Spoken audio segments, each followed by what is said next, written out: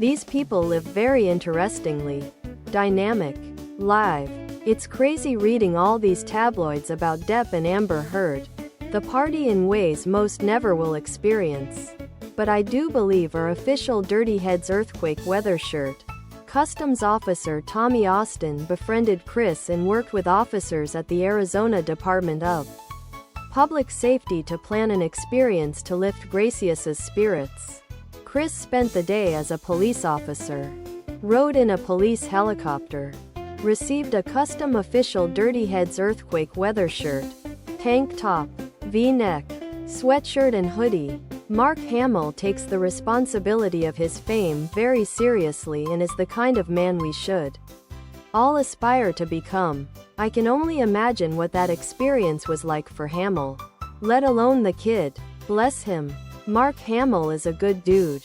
Doing that would have been rough. Poor kid. Glad he got to have that experience though. Dude. He official Dirty Heads earthquake weather shirt dying kid for hours and never once cracked? Someone invent an Oscar for this and award it to him. Other product.